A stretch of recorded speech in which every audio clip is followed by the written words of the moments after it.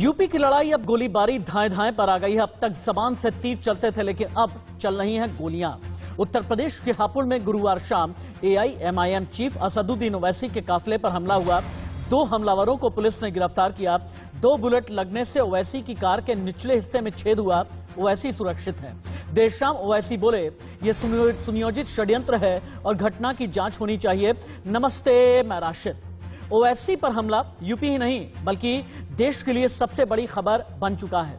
वारदात के बाद ओवैसी ने ट्वीट भी किया, लिखा, आज मुकद्दर में मौत नहीं थी इसलिए जिंदा हूं। हमला हुआ, सियासत तेज हुई। सियासत है तो सवाल है। सुलगते सवालों के साथ इंडिया न्यूज की बहस है। मेरा सवाल है, यूपी में किसने किया ओवैसी पर हमला? मेरा सवाल है, यूपी में किसने कराया ओवैसी पर हमला? यूपी की लड़ाई क्या अब गोलीबारी पर आ गई है? काफिले पर फायरिंग का मास्टरमाइंड कौन है? हमले का ऑर्डर किसने दिया? किसके ऑर्डर पर आखिरकार ट्रिगर दबा है? डिबेट को मैं ओपन करूं उससे पहले हमले के बाद अभी तक असदुद्दीन ओवैसी ने क्या क्या कहा है, देखिए। हमारी इलेक्शन कमीशन ऑफ इंडिया से ये गुजारिश है कि इसकी इंडिपेंडेंट जांच करवाई जाए और ये कौन है लोग, किसका दिमाग है इसके पीछे और आखिर क्यों ये हमला हुआ, किसने ये कॉन्स्पिरेसी की, ये जानना बेहद ज़रूरी है।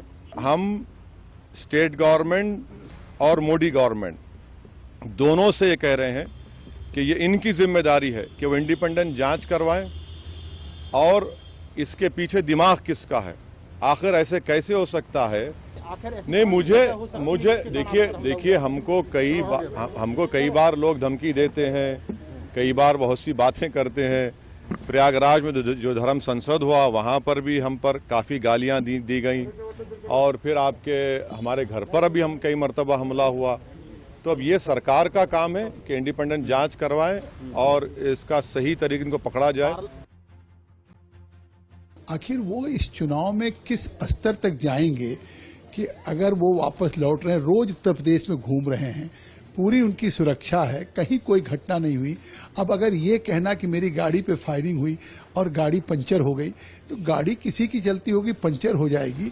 और इस तरह का एक आरोप लगा करके मुझे लगता है कि वो उनका हताशा है। भारतीय जनता पार्टी की केंद्र की सरकार और उत्तर प्रदेश की सरकार इस घटनाओं को नजरअंदाज करते हुए किस बात का वो इंतजार कर रही है? अगर ये गोली अगर लग जाती तो सोचिएगा कि क्या आज हाल होता है। ये तो खुशकिस्मती थी, ये तो अल्लाह का लाख लाख शुक्र है कि वो बच गए है करके। लेकिन हम इस घटना की कड़ी निंदा करते हैं और जो कोई भी दोषी है उनके ऊपर सख्त से सख्त कार्रवाई होना।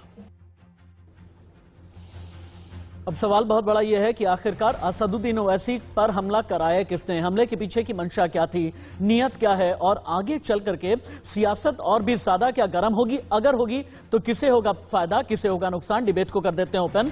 इंट्रोड्यूस कर देता हूं जो भी मेरे साथ गेस्ट पैनल में जुड़े हुए हैं।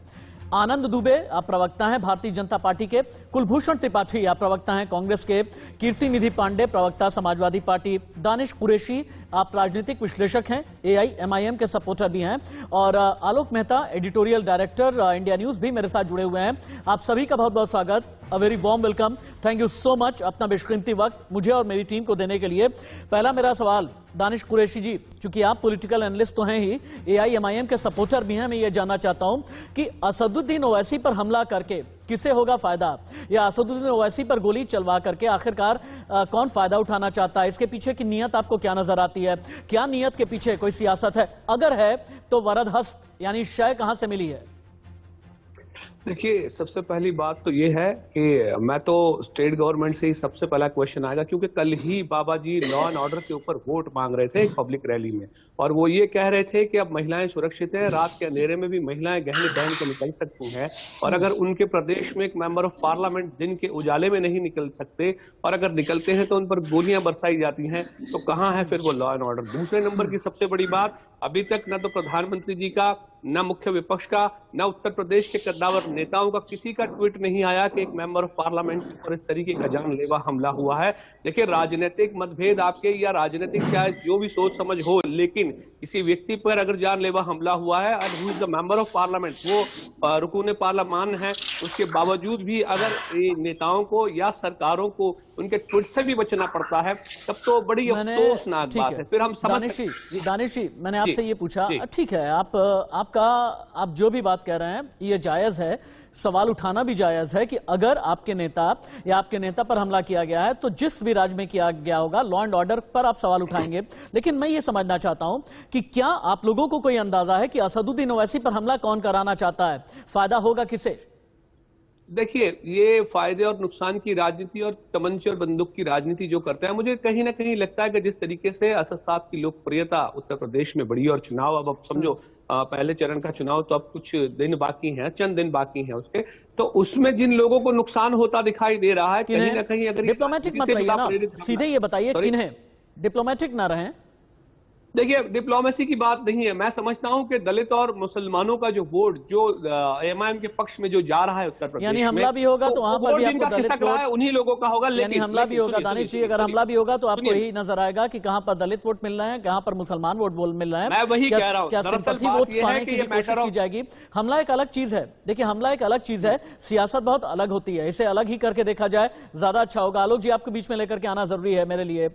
असदुद्दीन ओवैसी कहते हैं मुझ पर हमला करने वाले गोडसे की नाजायज औलाद हैं, क्या ये माना जाए हमले को भी पॉलिटिकली इनकैश करना चाहते हैं ओवैसी? आलोक जी, देखिए, चुनाव के वक्त पर उनका बयान या जो घटना हुई है उसकी जांच, जैसा अभी हमारे मंत्री कह रहे हैं, मेरा तो मानना है कि चूंकि देखिए राज्य सरकार क्यों करा, मतलब राज्य सरकार में वाजपेयी जी सत्ता में है, वो अपनी ही बदनामी मोल लेने के लिए क्यों करेगी। लेकिन निश्चित रूप से इसको हिंदू मुस्लिम बनाने की, ओवैसी साहब ने जिस ढंग से बातें कही गई, जबकि ये भी ठीक है कि कोई गोडसे को नाम को आप सत्ता के साथ नहीं जोड़ सकते, गोडसे का क्या सिलसिला हत्यारा जो था, लेकिन असली बात यह है कि इसको हिंदू मुस्लिम बनाने की जो कोशिश ओवैसी साहब भी जो करते हैं वो भी मेरा मानना है कि ठीक नहीं है। सही बात यह है कि हाँ, अभी जो आज रिपोर्ट आई है उसमें एक आध कोई व्यक्ति पकड़ा गया है या और भी पकड़े जा रहे हैं, गिरफ्तारी चल रही है। ऐसी स्थिति में बाकायदा जांच होकर के ही, क्योंकि ये बात अभी जो हमारे मित्र दानिश कह रहे हैं वो भी सही बात है, जिन पार्टियों को लगता है कि हमारा वोट यदि सचमुच में ऐसा जानलेवा ही हमला था, वरना ऐसा भी है, देखिए मैं 77 की बात करूंगा, संजय गांधी पर गोली चलाने की घटना का जिक्र किया गया था। हाँ। लेकिन लो बाद में पता चला कि साहब वो तो खुद ही उनके समर्थकों ने इसलिए चलवा दिया ताकि एक सहानुभूति मिले। उसके दोनों पहलू चुनाव के माहौल में होते, मैंने इसलिए नाम लेकर बता रहा हूँ, कोई उसको रिकॉर्ड में देख लेगा। हाँ। कि घटना होती है उस समय कई बार लोग, उनके पक्ष के लोग भी यदि करते, लेकिन इसमें ऐसा नहीं लगता, इसमें यदि कोई ऐसे सिलसिले लोग भी होते हैं जिनको लगता है कि इनके उसके ऊपर कुछ करके हम कुछ कर सकते हैं। और बहुत अच्छी बात है कि उनको खुद कोई चोट नहीं आई, उनकी गाड़ी को ही जिस तरह से जो भी कहा गया टायर पंक्चर हुआ है। ऐसी स्थिति में जांच ही एक तरीका है, मतलब इसको हिंदू मुसलमान बनाना ये ना ओवैसी साहब के लिए ठीक है न बीजेपी के लिए ठीक है। वो ओवैसी को लड़ने का अधिकार है, लेकिन आप देखिए कि वोट किसका खिसक रहा है। ये जो इलाका है बीएसपी का भी एक अपना प्रभाव रहा है, समाजवादी का, कांग्रेस तो इस मामले में और भी पुरानी अपने आप को दावा करती है। तो इसलिए असली नुकसान ओवैसी के रहने से उन पार्टियों को हो रहा है। बीजेपी को तो डायरेक्ट नुकसान हो नहीं रहा है, उनको तो बल्कि कुछ चीजों में सहानुभूति मिलती है, वोट डिवाइड होता है तो और भी ज्यादा एक तरह से ध्रुवीकरण की स्थिति आती है। मेरा मानना है कि ये करने के बजाय हमला कराने की कोशिश वही लोग कर सकते हैं जो चाहते हैं कि ओवैसी कहीं रास्ते में किनारे पर हो, वो नहीं रहे, उनके आसपास मतलब ऐसी स्थिति आए कि दूसरे लोग जीत सके। इसलिए पूरी इंक्वायरी से ही सबके अपने अपने इंटरेस्ट हो सकते हैं, और वेस्टेड इंटरेस्ट जिसको कह सकते हैं। इंटरेस्ट तो क्या है, चुनाव में ये करना भारतीय राजनीति के लिए कलंक वाली स्थिति पैदा होती है। हमारे यहाँ इस इलाके में वर्षों पहले जब राजनीति में इतने होता था, हिंसा होती थी बिहार यूपी में, इस बार अपेक्षा ये की जाती है कि चाहे जवानी जंग जितनी हो, लेकिन कल जो दृश्य दिखाई दिया, प्रियंका गांधी और अखिलेश और जयंत आमने सामने रह करके एक दूसरे को सलाम कर रहे थे, ठीक है, यही एक आवश्यकता है। ठीक है सर, ठीक है, ठीक है, चारों पार्टियों के जुलूस निकाले। जी आलोक सर, ठीक है, ठीक है, ठीक है। मेरे साथ में आनंद दुबे भी, प्रवक्ता भारतीय जनता पार्टी, जुड़ चुके हैं। आनंद दुबे जी, अभी थोड़ी देर पहले AIMIM सपोर्टर से बात हो रही थी, उनका यह कहना है कि अगर एक MP ही यूपी में सेफ नहीं है, सिक्योर नहीं है, सुरक्षित नहीं है, तो बाकियों के लिए आप क्या कहेंगे? बाकियों के लिए क्यों भारतीय जनता पार्टी की तरफ से यह कहा जाता है कि यूपी महफूज है, यूपी से हमने माफिया राज खत्म कर दिया है, यूपी से अपराध खत्म कर दिया है। NCRB के डेटा में दिखाने की कोशिश की जाती है कि पिछली सरकार के मुकाबले अब कानून व्यवस्था कितनी बेहतर है। अगर एक MP ही सुरक्षित नहीं है यूपी की सरजमी पे, तो जवाब दें। देखिए, उत्तर प्रदेश में जहां तक कानून व्यवस्था की बात है, कानून व्यवस्था पूरी तरह से चुस्त और दुरुस्त है और किसी भी घटनाक्रम को बहुत ही गंभीरता के साथ उत्तर प्रदेश की सरकार, उत्तर प्रदेश की शासन और प्रशासन रखते हैं। जो भी घटना हुई है और उसमें जो लोग भी पकड़े गए उनसे पूछताछ चल रही है। क्या उसका मोटिव रहा है, क्यों उन्होंने ऐसा करने की कोशिश की है, इसके पीछे और सत्यता क्या है, क्या इसके दानिश पीछे कोई कुरैशी वजह भी है? देखिए, दानिश कुरैशी जो है ना अपना हाथ उठा रहे हैं आपको रिबट करने के लिए। आप ये कहते हैं कि यूपी में हर कोई सुरक्षित है, यूपी में रामराज है, यूपी में सब ठीक चल रहा है, लेकिन दानिश जी को ऐसा नजर नहीं आता। दानिश जी बहुत जल्दी बोलें क्योंकि आनंद दुबे से मेरा एक और सवाल है, बहुत जल्दी। देखिए, सबसे मैं तो दुबे जी को सिर्फ इतना ही कहना चाहूंगा कि अभी तक योगी जी ने न तो मेंबर ऑफ पार्लियामेंट से बात की, जहां तक मुझे इन्फॉर्मेशन है उनको बात करनी चाहिए। अगर योगी जी बात करेंगे, योगी जी अगर बात करेंगे तो आपको बताएंगे थोड़ी, लेकिन मुझे गोरखपुर की तस्वीरें आ रही हैं, गोरखपुर की तस्वीरें आ रही हैं, क्योंकि गोरखपुर से आज ही नॉमिनेशन फाइल करने जा रहे हैं यूपी के सीएम योगी आदित्यनाथ। अभी की जो तस्वीर आपको नजर आ रही है ये गोरखपुर की तस्वीर है। गोरखपुर सीट पर सीएम योगी को टक्कर देने के लिए हालांकि समाजवादी पार्टी, बहुजन समाज पार्टी, कांग्रेस हर किसी ने अपनी ताल ठोकी है, लेकिन नॉमिनेशन से पहले गोरखपीठ पहुंच करके भगवान का आशीर्वाद देते हुए यूपी के सीएम योगी आदित्यनाथ नजर आ रहे थे। दानिश जी अपनी बातें यहां से आगे बढ़ाएं बहुत जल्दी। मैं वही कह रहा था कि अब तक बिल्कुल स्ट्रिक्ट जांच के आदेश योगी जी की तरफ से एज ए सीएम नहीं आए जो आने चाहिए थे। मैं वही कह रहा हूं कि लॉ एंड ऑर्डर फिर आपको शायद पता नहीं है, एडीजी लॉ एंड ऑर्डर ने 5 लोगों की टीम बना दी है। एडीजी लॉ एंड ऑर्डर ने अगर आकर के मीडिया के सामने अपना बयान दिया है, इसका मतलब यह नहीं होता कि सीएम का भी आना जरूरी। लेकिन अभी आप देखें गोरखपुर की तस्वीर आ रही है, इस वक्त की बड़ी खबर, इस वक्त की ब्रेकिंग न्यूज है। मुख्यमंत्री योगी आदित्यनाथ गोरखपुर में आज नामांकन भरेंगे। गृह मंत्री अमित शाह भी योगी आदित्यनाथ के साथ में ही रहेंगे। बीच बीच में ये तस्वीर आती रहेगी, खबर भी हम आपको दिखाते रहेंगे। आनंद दुबे जी, कहना है असदुद्दीन ओवैसी पर, मुझ पर हमला करने वाले या कराने वाले गोडसे की नाजायज औलाद हैं, जवाब दें। बाकी फिर मैं समाजवादी पार्टी और कांग्रेस के प्रवक्ताओं के पास जाऊंगा। दुबे जी, मैं तो ये कह रहा हूं, सुनिए मेरी बात, सामान्य भी घटना हुई होती तो पुलिस अपना काम कर रही होती, उसमें दो राय नहीं है। लेकिन चूंकि एक मेंबर ऑफ पार्लियामेंट पे हमला हुआ है तो उसकी डेंसिटी को समझते हुए जो हम कह रहे हैं वो डिमांड। अरे भाई, तो डेंसिटी को समझते हुए आप देखिए ना, एडीजी लॉ एंड ऑर्डर को कहा गया है और वो पूरे मामले की निगरानी कर रहे हैं। किसने कहा? सीएम साहब ने कहा, बाबा जी ने कहा है। मुख्यमंत्री जी पूरी घटना पर दानिश जी यहाँ पर तंज कसने वाला कोई भी शब्द नहीं चलेगा। ये देखें तस्वीरें हम आपको दिखा रहे हैं। हालांकि अभी की जो तस्वीरें हैं गोरखपीठ की तस्वीर है, गोरखपुर की तस्वीर आप देख पा रहे हैं, जिसके साथ में बहुत एक भावनात्मक संबंध यूपी के सीएम योगी आदित्यनाथ का जुड़ा हुआ है। थोड़ी देर के बाद में नामांकन दाखिल करने के लिए निकलेंगे यूपी के सीएम योगी आदित्यनाथ। गृह मंत्री अमित शाह भी मौजूद रहेंगे और कलेक्ट्रेट के मुख्य गेट पर भी बड़े सुरक्षा के इंतजाम किए गए हैं। इस वक्त की बड़ी खबर है, नॉमिनेशन फाइल करेंगे थोड़ी देर के बाद यूपी के सीएम योगी आदित्यनाथ। और गोरखपुर जो यूपी के सीएम का गढ़ है और तैयारियां क्या की गई हैं ये भी हम आपको दिखाएंगे। 100 मीटर पहले ही जो भी दायरा है गोरखपीठ का या फिर कलेक्ट्रेट का, 100 मीटर पहले ही हर किसी को रोक दिया जाएगा। पुलिस प्रशासन मुस्तैद है, कलेक्ट्रेट परिसर का जायजा भी लिया गया है। और अब आशीर्वाद लेने के बाद, गोरखनाथ धाम का आशीर्वाद लेने के बाद यूपी के सीएम योगी आदित्यनाथ निकल चुके हैं। और जैसा कि मैंने बताया कि इसी गोरखपुर से सांसद भी रह चुके हैं, गोरखपुर शहरी सीट से विधानसभा चुनाव लड़ेंगे। और समाजवादी पार्टी, बहुजन समाज पार्टी, कांग्रेस, इसके अलावा आजाद समाज पार्टी के चंद्रशेखर, इन सभी ने ताल ठोकी हुई है गोरखपुर से। लेकिन गोरखपुर शहर सीट से आज का ये नामांकन अगर कहा जाए यूपी के लिए सबसे ज्यादा हाई प्रोफाइल नामांकन है तो शायद गलत नहीं होगा। 42 साल से ये वो सीट है जहां पर 42 साल से भारतीय जनता पार्टी की कभी भी हार नहीं हुई है और इसीलिए विपक्ष को ये लगता है कि इस बार लक्ष्य बड़ा है। और सभी 9 सीटों पर हालांकि भारतीय जनता पार्टी जीत के अपने दावे कर रही है। 9 विधानसभा सीटें हैं गोरखपुर की जो आती हैं। उर्वशी खोना की एक रिपोर्ट है, देख लेते हैं। उर्वशी खोना लाइव पंच कॉलेज की तरफ वहां पे लोगों को संबोधित कर आगे जो है अपना नामांकन भरने जाएंगे कलेक्टोरेट ऑफिस में। एक बहुत ही अलग ऐसा ये रहा, कुछ ही देखा कि किस तरह से उन्होंने आशीर्वाद लिए, योगी आदित्यनाथ उन्होंने आशीर्वाद लिए, पहले गोरखनाथ बाबा का और फिर महाराज इनके स्थल पर, समाधि स्थल पर पहुंचकर आशीर्वाद लेकर आज का ऐसा अहम दिन उनके लिए जो है उन्होंने शुरुआत की। गोरखपुर से वीडियो जर्नलिस्ट अंकित रिठानी के साथ मैं उर्वशी खोना, इंडिया न्यूज के लिए। हालांकि योगी आदित्यनाथ के लिए एक बात ये कही जा रही थी कि सीट मथुरा भी हो सकती है, अयोध्या भी हो सकती है, लेकिन गोरखपुर शहर को चुना गया है। वापस से अपनी डिबेट पर हम आते हैं, बाकियों को भी लेकर के आते हैं। कुलभूषण त्रिपाठी प्रवक्ता कांग्रेस, कीर्तिनिधि पांडे प्रवक्ता समाजवादी पार्टी भी मेरे साथ में जुड़े हैं। कीर्तिनिधि पांडे जी, अगर उत्तर प्रदेश की सरजमीन पर असदुद्दीन ओवैसी पर हमला किया गया है, इस पर समाजवादी पार्टी का टेक क्या है?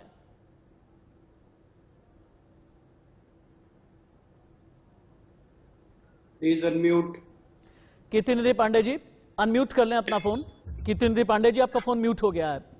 अगर मैं यही सवाल कुलभूषण त्रिपाठी जी आपसे पूछूं और ये पूछूं कि क्यों एक हमले के बाद हिंदू मुसलमान करने की कोशिश की जा रही है, या इस तरीके का पॉलिटिकल मैसेज देने की कोशिश की जा रही है कि एमपी ही नहीं बल्कि एक मुसलमान पर हमला हुआ है, तो फिर ये किस हद तक जायज माना जाए?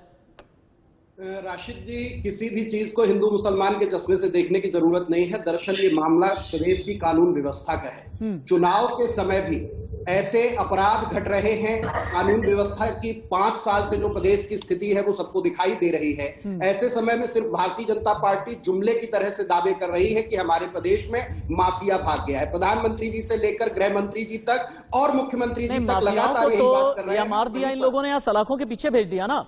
विकास दुबे मारा गया, मुख्तार अंसारी जेल में है, मुख्तार अंसारी को दूसरे राज्य से घसीट करके लेकर के आए, अतीक अहमद को जेल की सलाखों के पीछे डाल दिया, इन सभी की संपत्तियां जब्त कर ली गई। ठीक तो है, बुराई क्या है? माफिया अगर मारा जाता है तो सिरदर्द किसे हो रहा है? क्या दिक्कत क्या है? एक एक करके चीख चिल्लाहट नहीं, एक मिनट, एक एक करके।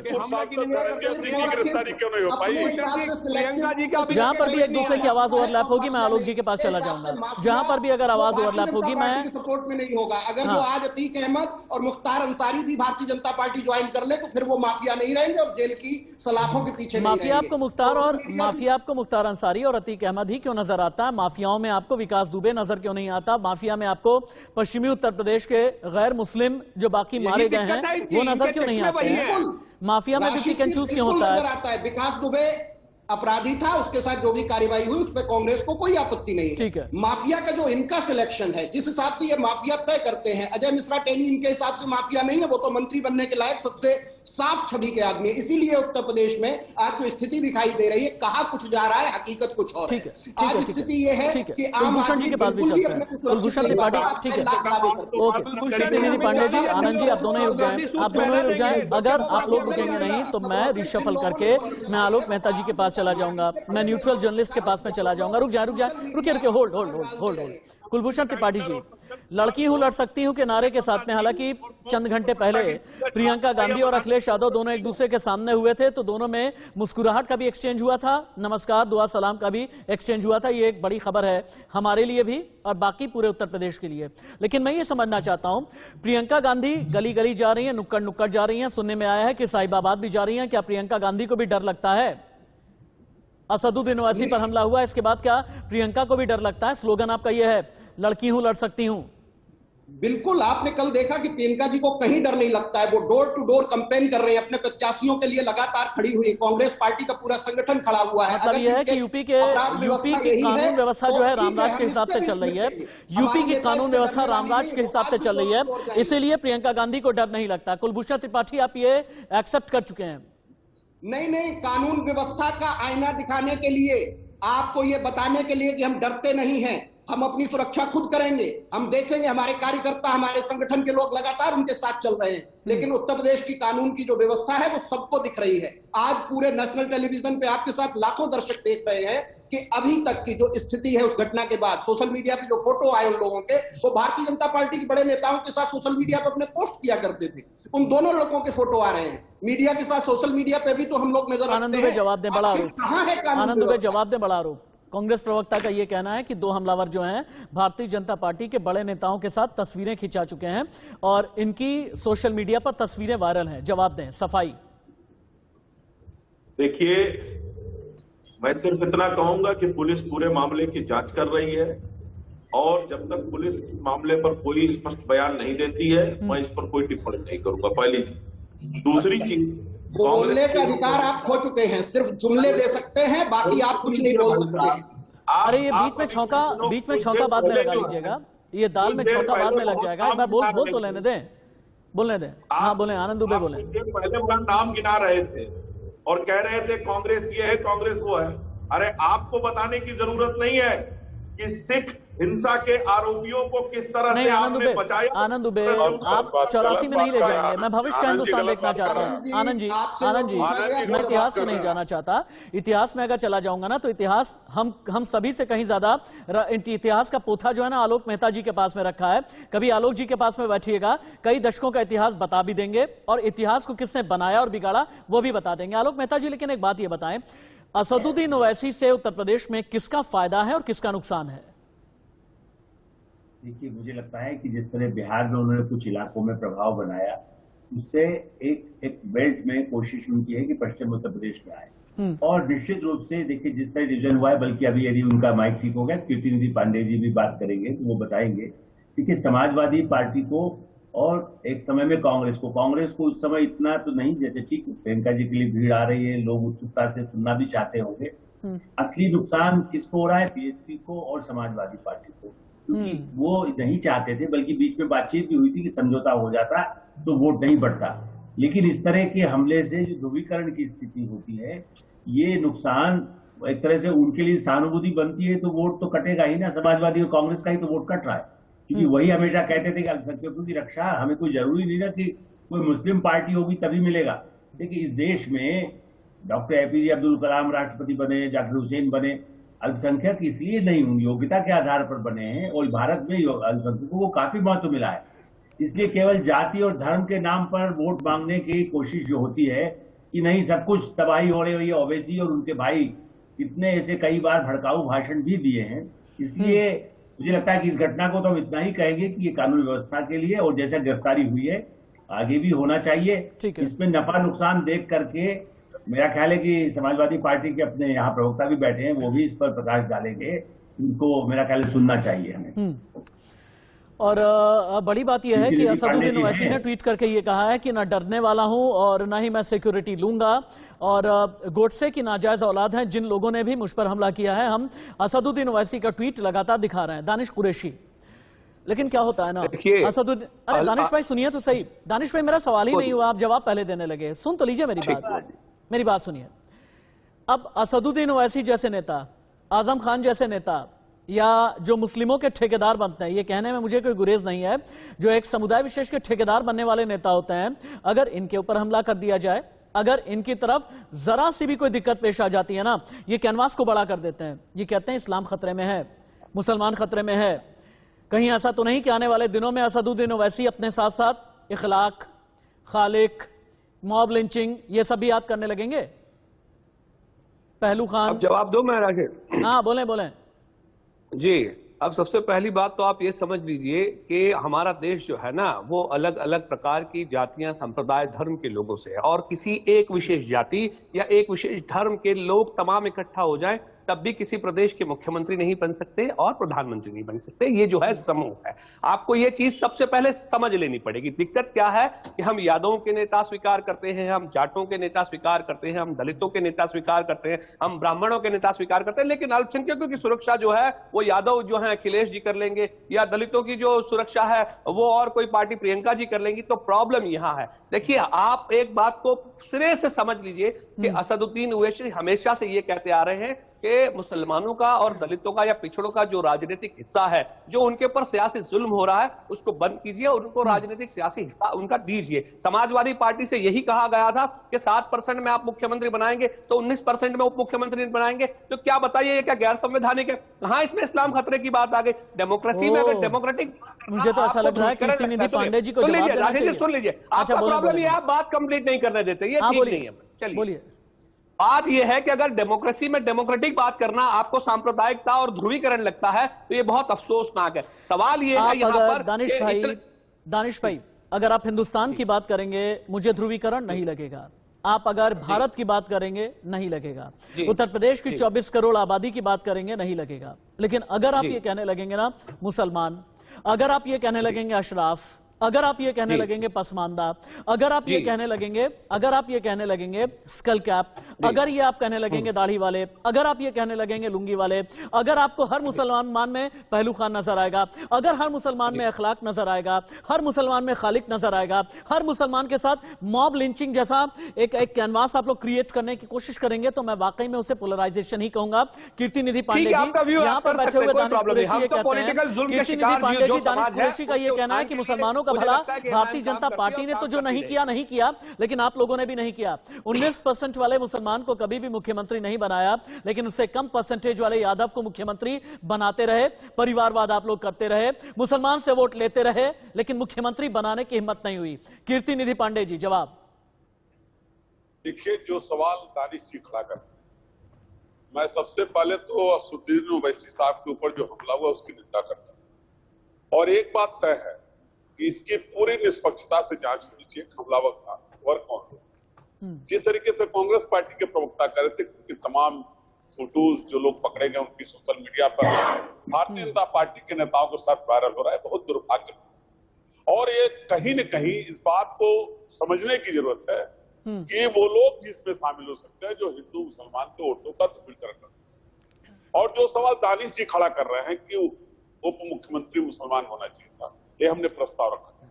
मेरा सिर्फ एक सवाल है, तेलंगाना में असदुद्दीन ओवैसी साहब की गठबंधन है के चंद्रशेखर राव जी की पार्टी, क्या कभी ये सवाल वहां खड़ा किया इन्होंने? क्या कभी वहां किसी मुसलमान को उप मुख्यमंत्री बनाने की बात किया इन्होंने? जो बात उत्तर प्रदेश के अंदर, जो बात बिहार के अंदर, जो बात बंगाल के अंदर असदुद्दीन ओवैसी साहब कर रहे हैं, ये बात तेलंगाना में क्यों नहीं कर, जहां इनकी पैदाइश है, जहां से इनकी राजनीतिक हैसियत शुरू होती है, वहां ये बात क्यों नहीं कर?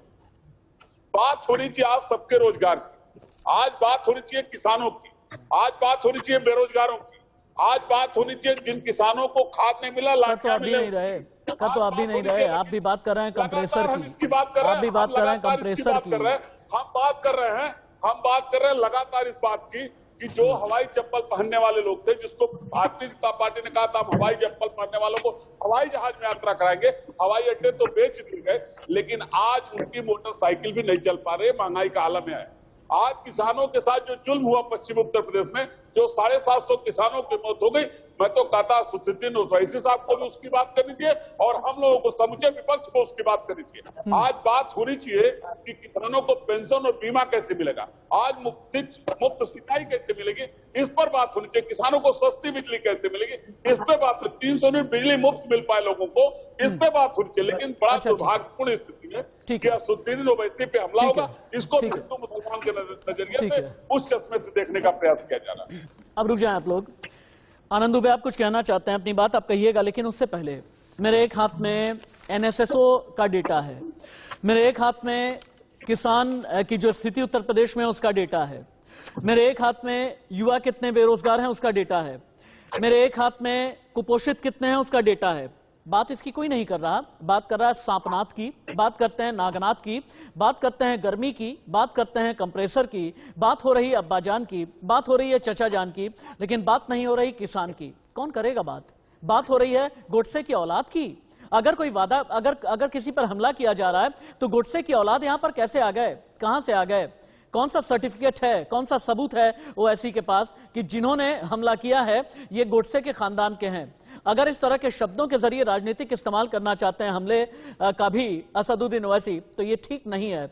यूपी की जनता हर एक चीज देखती है, हमला किया गया ये गलत है, हमला होना नहीं चाहिए, महफूज एक एमपी क्या एक आम आदमी को रहना चाहिए, गरीब को रहना चाहिए, आखिरी जो पंक्ति का आखिरी इंसान है उसे भी रहना चाहिए। लेकिन अगर किसी भी हमले को पॉलिटिकली इनकैश करने की कोशिश की जा रही है तो ये ठीक नहीं है। डिबेट को आगे बढ़ाएंगे, उससे पहले हेडलाइंस।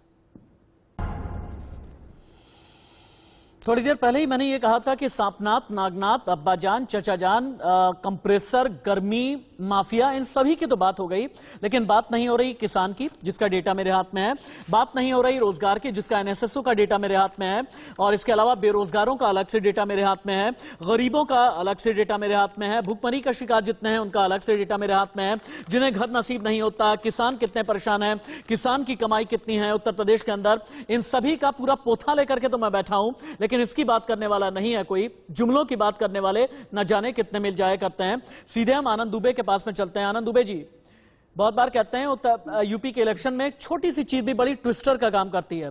क्या ये माना जाए कि असदुद्दीन ओवैसी पर जो हमला हुआ है इसके बाद पॉलिटिक्स में ट्विस्ट आएगा? अगर आएगा तो आप किस तरीके से देखते हैं? और हाँ, साथ ही मुझे ये भी बताएं कि सरकार की तरफ से ऑफिशियल स्टेटमेंट कब आएगा, जांच क्या हो रही है? क्योंकि कई घंटे गुजर चुके हैं, 12 घंटे से ज्यादा गुजर चुके हैं, ऑफिशियल स्टेटमेंट तो आना चाहिए ना अब सरकार का भी। नहीं, देखिए, मैं एक चीज बड़ी स्पष्ट मानता हूं कि इस घटना का राजनीतिक इस्तेमाल नहीं होना चाहिए, पहली चीज। दूसरी चीज ये है कि लगातार मुख्यमंत्री जी इस मामले पर नजर रखे हुए हैं और खुद एडीजी लॉ एंड ऑर्डर इस मामले की निगरानी कर रहे हैं। पुलिस की 5 टीमें बनाई गई हैं इसकी जांच के लिए, और जो भी फाइंडिंग्स आती हैं निश्चित रूप से पुलिस द्वारा, प्रशासन द्वारा इसकी जानकारी प्रेस को और सभी को दी जाएगी। यूपी में लोकतंत्र बुलेट से चलेगा या बैलेट से? आनंद दुबे।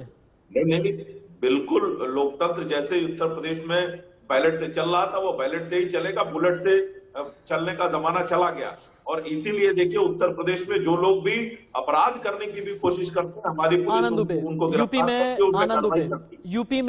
यूपी में आम आदमी की सुरक्षा की गारंटी कौन लेगा? एमपी की सुरक्षा की गारंटी कौन लेगा? गरीब की सुरक्षा की गारंटी कौन लेगा? और कब मैं ये सुनूंगा किसी भी सरकारी नुमाइंदे से या फिर सरकार के प्रवक्ता से या सत्ता में जो बैठी हुई पार्टी है उसके प्रवक्ता से कि आज मैं यहां पर बैठ करके गारंटी ले रहा हूं, नहीं होगा किसी पर हमला, रहेगा हर कोई महफूज? ये गारंटी मुझे कब मिलेगी यूपी में? नहीं, देखिए, उत्तर प्रदेश में हमने कानून की स्थिति को बेहतर से बेहतर करने की कोशिश की है। आपको याद होगा कि 2017 में जब हमने सत्ता पकड़ी थी, उस समय उत्तर प्रदेश में कानून व्यवस्था की क्या हालत थी, कितना बदहाल था। उसको करते करते हम कीर्तिनिधि पांडे जी, आप लोगों ने बेड़ा गर्क कर दिया कानून व्यवस्था का। इसके बाद एक कहते हैं ना रायता फैल जाता है। जी रुक जाए। अरे मेरा सवाल तो सुन ले, मेरा सवाल सुन ले। हमारे हिंदुस्तान में एक कहावत कही जाती है, कोई परेशानी आ जाना मतलब रायता फैल जाना। कानून व्यवस्था को लेकर के समाजवादी पार्टी के शासन ने इतना रायता फैला दिया था कि 4.5 पौने 5 साल में अभी तक रायते को समेट रहे हैं। और रायते को समेटते समेटते अतीक अहमद, विकास दुबे, मुख्तार अंसारी जैसों को तो समेट ही दिया है, बाकियों को समेटना बाकी है। और जिनको समेटना बाकी है इन्हीं में से हैं जिन्होंने ओवैसी पर हमला किया, यानी रायता फैलाया है आप लोगों का। कीर्तिनिधि पांडे जी जवाब दें। देखिए, ये एनसीआरबी के आंकड़े मेरे पास 2016 से लेकर के 2020 तक के आंकड़े, टोटल आईपीसी के जितने मुकदमे हुए हैं सभी धाराओं में, उसमें 25% वृद्धि हुई। 2016 में 2,82,171 केसेस दर्ज हुए, तो 17 में वो 3,10,000 और 18 में 3,42,000 हो गए, 2019 में 3,53,000 हो गए और 2020 में 3,55,110 केस फाइनली दर्ज है। 20 तक के आंकड़े। और जो बात कर रहे कि हमने कानून व्यवस्था दुरुस्त कर दिया, मैंने कई बार सवाल पूछा कि आईपीएस माणीलाल पाटीदार कब गिरफ्तार? एक आईपीएस की गिरफ्तारी नहीं हुई। महोबा में के अंदर इंद्रकांत मणि त्रिपाठी की हत्या में शामिल आईपीएस की गिरफ्तारी आज तक उत्तर प्रदेश की पुलिस नहीं कर पाई। धनंजय सिंह की गिरफ्तारी कब होगी जौनपुर के पूर्व सांसद की, जो 25,000 के इनामी इसी सरकार में इनाम घोषित हुआ है और वो एसएसपी आवास के सामने क्रिकेट खेल रहे हैं, उनकी गिरफ्तारी कब? और अगर प्रतापगढ़ कुंडा में कांड करने वालों को आप मंत्रालय में शामिल कर लें तो आप क्या कहेंगे?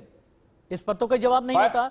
आपने एनसीआरबी का डेटा अपनी सहूलियत के हिसाब से निकाला है, लेकिन चक्कर क्या होता है ना पांडे जी चक्कर क्या होता है? मेरे पास सारा डेटा होता है।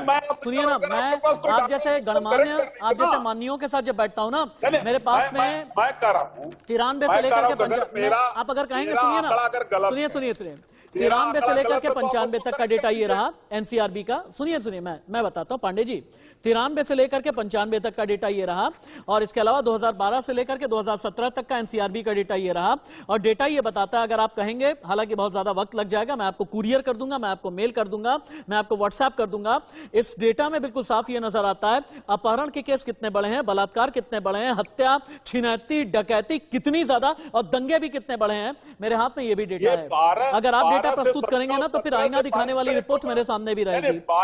22 से 17 से 22 और 12 से 17 से 22 भी है, 17 से 22 भी है जहां पर माफिया मारे गए, 17 से 22 भी है जहां पर लड़कियां सुरक्षित हुई, 17 से 22 भी है जहां लॉ एंड ऑर्डर बेहतर हुआ है। मैं ये नहीं कहूंगा बेस्ट हो गया, लेकिन बेहतर हुआ है, ये भी है मेरे पास। क्या आईपीएस माणीलाल पाटीदार की गिरफ्तारी हो पाई? जी आईपीएस माड़ीलाल पाटीदार साहब आज तक अरेस्ट हो पाए? आनंद दुबे जवाब दें। क्या धनंजय सिंह जी क्रिकेट नहीं खेल रहे हैं? आनंद दुबे, आपके शासन में धनंजय सिंह क्रिकेट खेल रहे हैं और आप ये कहते हैं हर कोई महफूज है। वो धनंजय सिंह जिनका इतिहास रारी जौनपुर से लेकर जौनपुर शहर और जौनपुर शहर से लेकर के फैजाबाद से लेकर के लखनऊ तक न जाने कितना प्रसिद्ध रहा है। आनंद दुबे जवाब दें। आनंद दुबे जवाब दें। आनंद दुबे जवाब दें। आप मऊ में मुख्तार के ऊपर भरोसा कानून पे, वो धनंजय लाएंगे तो आप मुख्तार लाएंगे, वो धनंजय लाएंगे तो आप मुख्तार लाएंगे। आलोक मेहता जी, ये बाहुबली माफिया गुंडे ये अपराधी जरूरी हैं मजबूरी हैं हिंदुस्तान की राजनीति में, यूपी की राजनीति में खासतौर से? आलोक जी। देखिए राशिद भाई, मुझे इसलिए बहुत ही दुख की बात है, आज वो दुनिया में नहीं रहे, लेकिन आजम खान ने ही तो कहा था बेटियों को लेकर, अमर सिंह की बेटियों को लेकर के, मासूम बच्चियों पर उनको उम्मीदवार बनाने के लिए उम्मीद ये की जाती थी कि अखिलेश लकीली आलोक सर लकीली सॉरी आपको बीच में रोक करके कह रहा हूं, ये आजम खान का बीमार होने से पहले का आखिरी इंटरव्यू था और लकीली ये इंटरव्यू मैंने किया है। मैंने खुद रामपुर में जाकर के किया था और मेरे ही इंटरव्यू में आजम खान ने ये बात बोली थी कि जब इनकी बहन बेटियां इन पर तेजाब फेंके जाएंगे तब इन्हें पता चलेगा। ये शब्द थे। मैंने ये सवाल किया था कि आप किसकी बात कर रहे हैं, ये मैंने ही इंटरव्यू किया है और वाकई में एक एक चीज मेरे कान में किस तरह से लावा बन करके गया था उस इंटरव्यू में, याद है मुझे। आलोक जी अपनी बात आगे बढ़ाएं आप।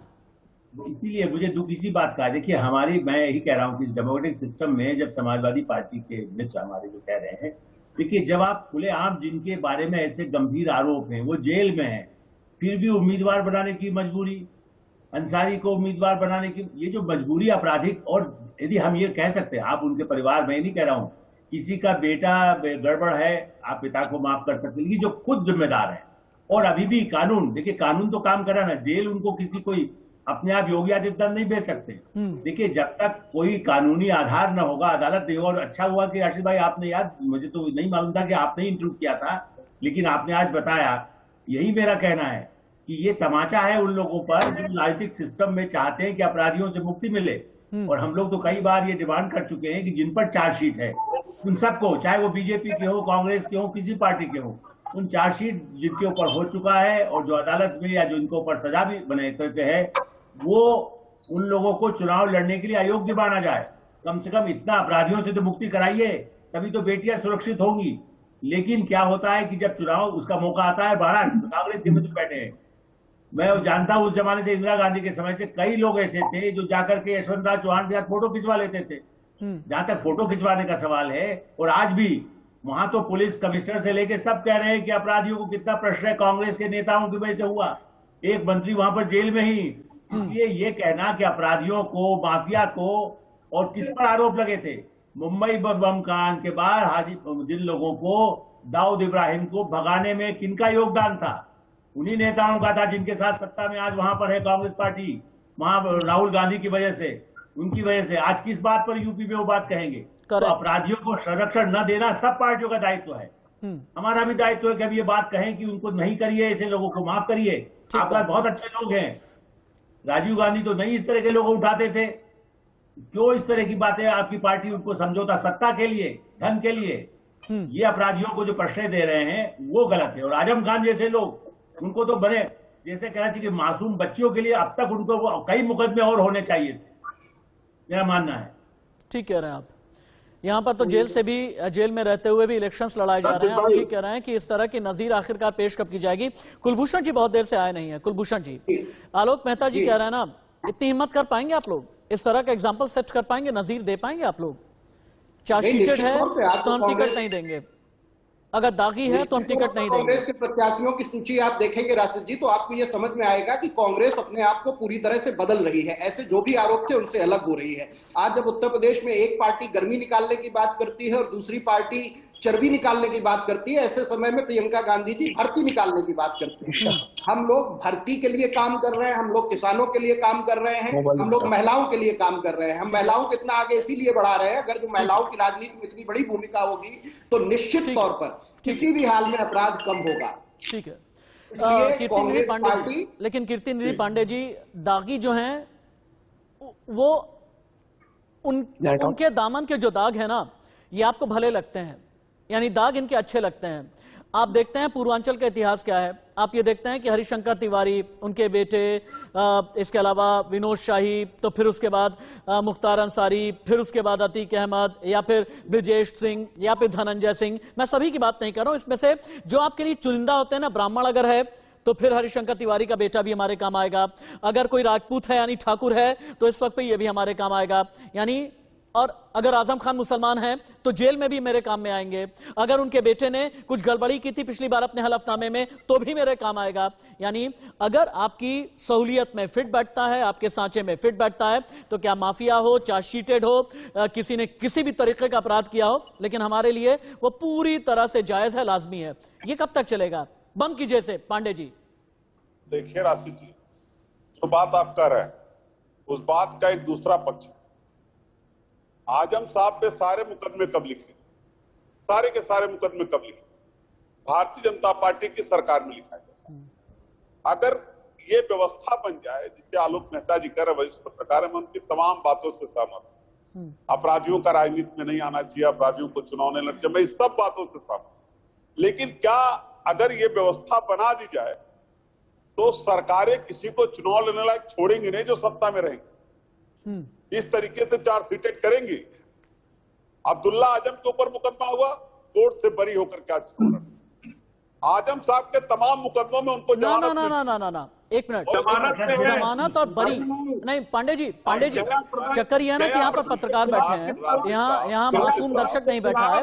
बरी होना और बेल मिलना दोनों में बड़ा फर्क होता है। बरी होना और बेल मिलना दोनों में बड़ा फर्क होता है। दानिश जी एक संकल्प लीजिए, let's have a resolution. Danish ji, Uttar Pradesh का माहौल ठीक करने के लिए ये रेजोल्यूशन लीजिए कि हमले का राजनीतिक इस्तेमाल नहीं किया जाएगा, हमले के नाम पर हिंदू मुसलमान नहीं किया जाएगा, हमले को ये नहीं करके प्रोजेक्ट किया जाएगा कि यूपी में एक मुसलमान एमपी पर हमला किया गया है। दानिश जी ये संकल्प लीजिए कि इस तरीके का कोई प्रोजेक्शन एआईएमआईएम की तरफ से नहीं होगा। देखिए राशिद जी, मुझे लगता है कि बाबा की सरकार को संकल्प लेना चाहिए कि 24 करोड़ आवाम जो है उनको हम सुरक्षा मुहैया कराएंगे, बजाय इसके मुझे लगता है कि अभी तक मुझे नहीं लगता कि कोई राजनीतिक इस्तेमाल की बात है। आनंद दुबे आपके संकल्प की बारी। आनंद दुबे उस पर बात भी न करें, आप ये चाहते हैं कि क्या वो उस पर बात भी न की जाए? अरे मीडिया जब उनसे पूछेगी तो बटोरिये से जवाब मिलेगा, जवाब वही मिलेगा जो सवाल होगा।